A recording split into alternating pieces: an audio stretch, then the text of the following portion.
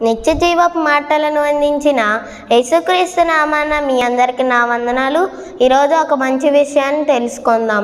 బాల్యాన్ని దేవుడు మనిషికి ఎందుకు ఇచ్చాడు? ప్రసంగి గ్రంథం 12వ అధ్యాయం 2వ వచనం చదువుకుందాం. తేజస్సునకును సూర్యచంద్ర నక్షత్రములకును చీకటి కమ్మక ముందే, వాన వెలిసిన తరువాత, మేఘములు మరలా రాకముందే నీ బాల్య దినములందే నీ సృష్టికర్తను స్మరణకు తెచ్చుకొనుము.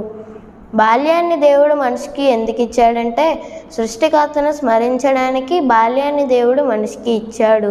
లూకా సువార్త 2వ అధ్యాయం 49వ వచనం చదువుకుందాం. ఆయన, మీరేలా నన్ను వెతుకుచుంటిరి? నేను నా తండ్రి పనుల మీద నుండవలనని మీరు ఎరుగరా అని వారితో చెప్పాను. బాల్యాన్ని దేవుడు మనిషికి ఎందుకు ఇచ్చాడంటే, తండ్రి అయిన దేవుని పనుల మీద ఉండడానికి బాల్యాన్ని దేవుడు మనిషికి ఇచ్చాడు.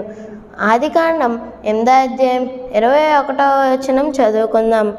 అప్పుడు యెహోవా ఇంపైన సువాసన ఆగ్రహించి, ఇక మీదట నరులను బట్టి భూమిని మరలా శపించెను. ఎందుకనగా నరులను హృదయాలోచన వారి బాల్యము నుండి చెడ్డది. నేనిప్పుడు చేసిన ప్రకారముగా ఇకను సమస్త జీవులను సంహరింపను. అంటే బాల్యాన్ని దేవుడు మనిషికి ఎందుకు ఇచ్చాడంటే, మన హృదయ ఆలోచనలు శుద్ధి చేసుకోవడానికి బాల్యాన్ని దేవుడు మనిషికి ఇచ్చాడు. అందరికీ వందనాలు.